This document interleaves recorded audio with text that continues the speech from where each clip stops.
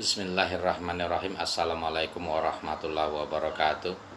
Alhamdulillahirabbil alamin wa bihi nasta'inu wa ala umuri dunya waddin. Asyhadu an la ilaha illallah wahdahu la syarikalah wa asyhadu anna Muhammadan abduhu wa rasuluh.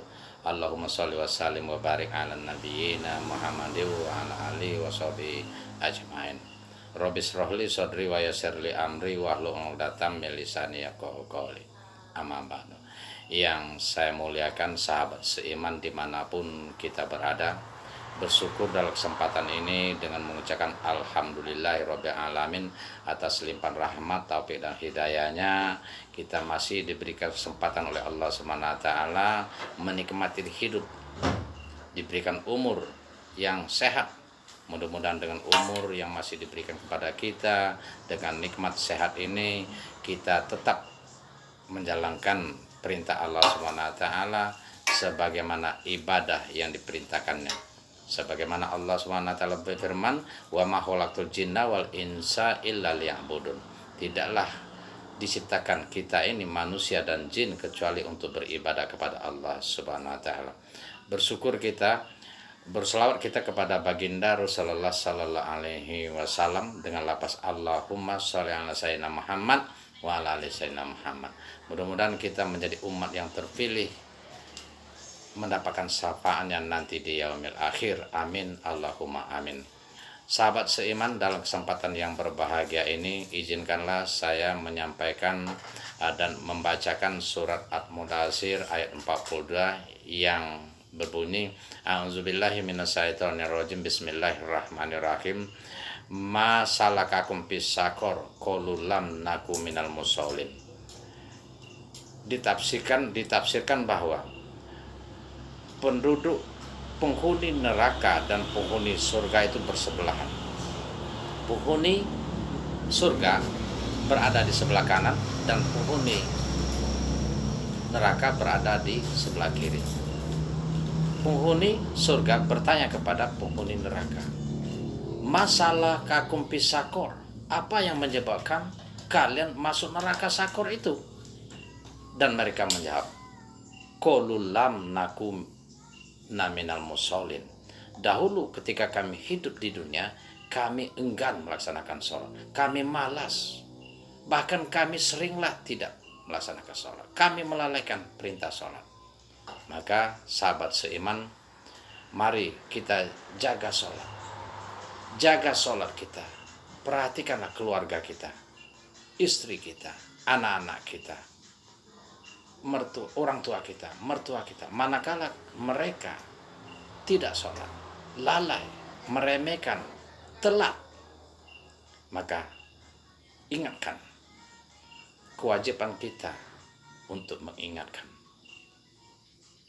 Wal takum minkum ummatu ya'una ilal khairi.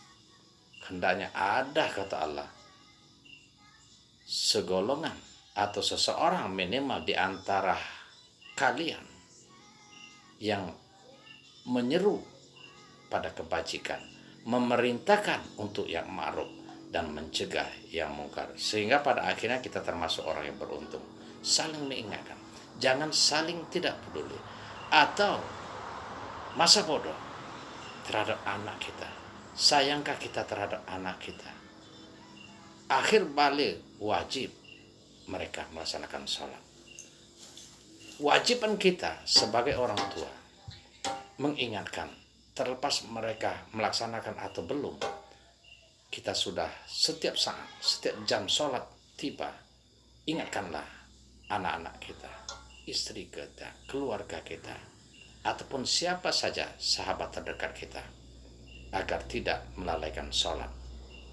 Karena tadi Allah SWT berfirman, masalah kakum bisakor, kenapa kalian masuk neraka sakor? Qalu lam nakuna minal musallin. Dahulu kami tidak melaksanakan sholat. Apa sih untungnya melaksanakan sholat? Di antaranya, inna sholata tanha anil fahsya'i wal munkar. Bahwa sholat itu apabila sudah ditekuni, sudah dijalani dengan sungguh-sungguh, maka maknanya mencegah dari perbuatan fahsyah dan mungkar. Dan apa yang disunahkan oleh Rasulullah Sallallahu Alaihi Wasallam, bahwa sholat itu adalah cahaya, sholat itu adalah petunjuk, penyejuk, penyelamat kita di alam kubur, di padang mahsyar, dan pada hari kiamat, pada malam saat penghisaban. Wa sholatun nur man hafazu alaika kanat lahu nurun wa buhana wa najata yaumal qiyamah wa malam. Barang siapa, kata Nabi, memelihara sholat, maka nanti dia akan mendapatkan cahaya, petunjuk dan keselamatan hingga akhir hayat, hingga pada hari kiamat. Tidakkah kita ingin alam kuburan kita terang, kuburan kita bercahaya, kita dilindungi di alam kubur, di padang mahsyar kita mendapatkan naungan, pada hari penghisaban kita diselamatkan oleh sholat kita.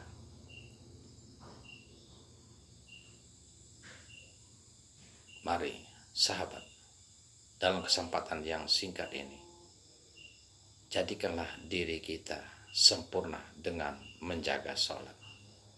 Jangan peduli, jangan tidak peduli dengan anak-anak keluarga kita yang abai dalam sholat, terutama kita sendiri. Ketika azan tiba, hayya 'alas sholat, hayya 'alal falah, apa reaksi kita? Apakah kita masa bodoh, nanti dulu, atau pura-pura tidak mendengar? Ini sering kita lihat masjid-masjid mushola kosong. Kadang-kadang hanya imam sendiri yang azan, imam sendiri jadi sendirian sholat di mushola ataupun di masjid. Nauzubillah. Dalam kesempatan ini, kapan lagi kita ingin memperbaiki sholat kita? Perlu kita ketahui bahwa salah satu sifat mukmin yang bakal meraih keberuntungan di antaranya sholat. Allazina hum fi sholatihim khoshi'un. Allah Subhanahu wa taala berfirman, mukmin yang bakal meraih keberuntungan di antaranya mereka melaksanakan sholat dengan khusyuk, dengan sungguh-sungguh. Yang kedua, mukmin yang bakal meraih keberuntungan, mukmin yang memelihara sholatnya, waktunya. Walazinahum ala sholawatihim yuhafizun.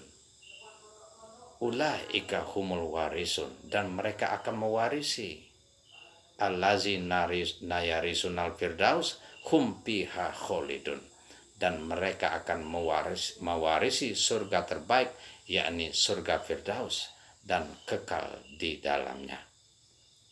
Itu di karakter utama mukmin yang bakal meraih surga firdaus itu sholat dengan khusyuk dan memelihara sholat sebaik-baiknya. Mari dalam kesempatan yang baik ini, ingatlah bahwa sholat kita 5 waktu harus terjaga.